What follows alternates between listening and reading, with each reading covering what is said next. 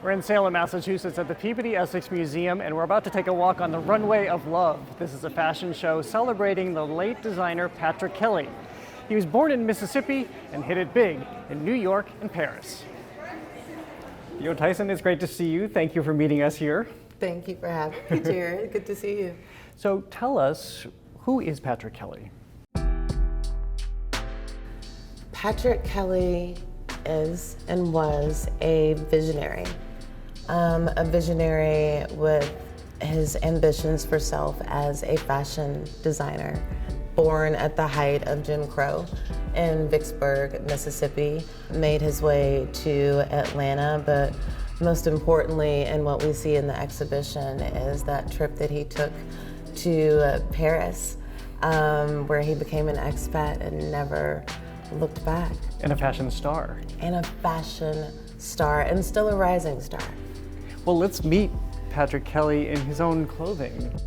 We wanted to make sure people met the originator of some of those design inspirations and influences, which were his matriarchal muses, his mother, his grandmother, and so many other Black women in the community. He grew up watching what they did and loved it. Absolutely, and he comments often on, Yves Saint Laurent has nothing on, the front of a church in the South on Sunday.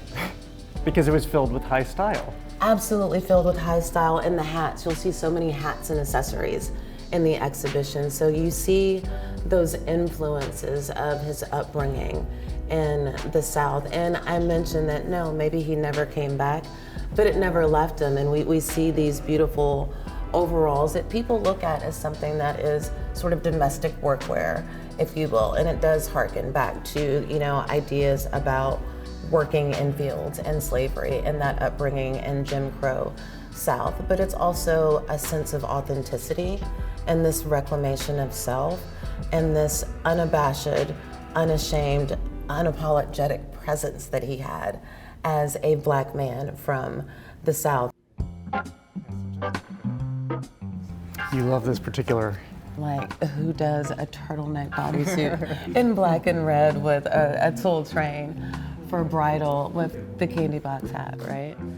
And then it's kind of everything, the bows, the roses, the sweetheart neckline. It's also the epitome of the 80s. What's happening here? What's happening here is the freedom of the 80s to wear a t-shirt and tights and pumps and it be a complete ensemble. Just sunglasses, Mona Lisa earrings, good to go. But I mean, it's a nice way to kind of get to know Patrick Kelly too. And a unicorn horn. And a unicorn horn. Everyone needs a unicorn horn. That's not easy to say, unicorn horn. Unicorn horn, it's not, but we did well. You did, I did not.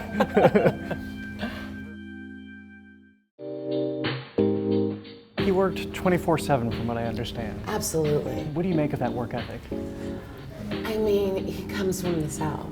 You know that's a sentiment that you think about. You work hard and you're rewarded, and he was well aware of all of the potential challenges that laid ahead of him. Here we see Patrick Kelly. Yes. And there's this giant, before we talk about the clothes more, Yes. there's this giant smile. We see the joy in all of his clothes. Of course. It's just synonymous with the man, with the creation, the art. It is. Anyone that encountered Patrick talked about the joy that he imparted on his work and wanting to make sure that people felt loved. He talks about his mom was like, no one's gonna pay attention to Black women. He's like, I'm going to, and I'm gonna make sure they feel loved. Where do teddy bears and buttons come into his work?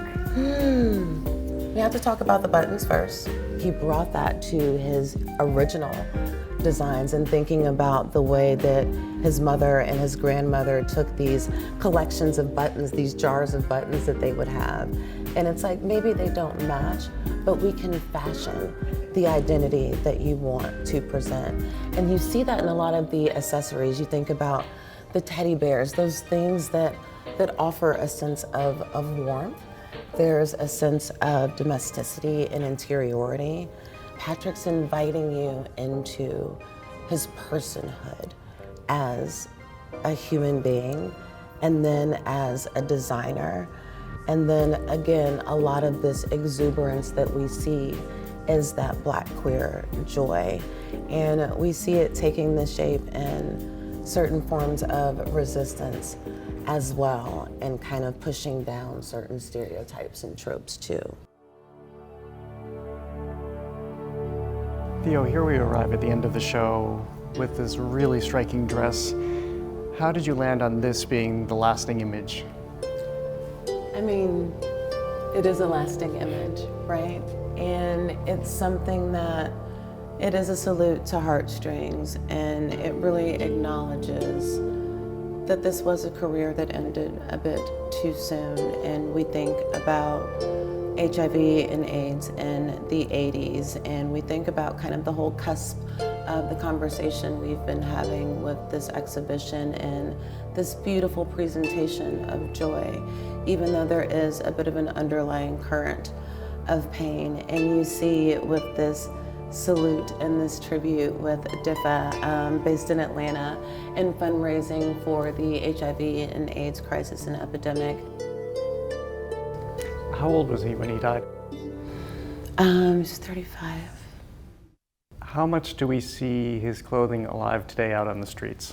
Oh, if you take a spin through the exhibition, and you see the evolution of creativity and expression and access as well. We were talking about the buttons earlier, and Patrick Kelly taking exactly what he had at his fingertips and fashioning that into what we could obviously call an empirical legacy in fashion. You know, we look at Jeremy Scott, Virgil Abloh, Kirby Jean Raymond, we look at all of these people that have engaged with his inspirations. And going back to Josephine Baker, we see that every day now. And again, we were talking a little bit about how it used to be something that was a discussion of elitism or class, if you will, to upcycle objects or clothing.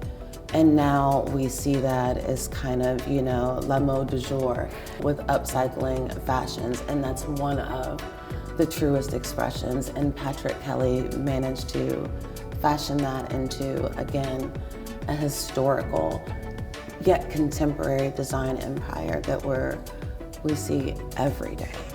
Teddy bears, buttons, and beyond. Thank you so much. Thank you, Jerry.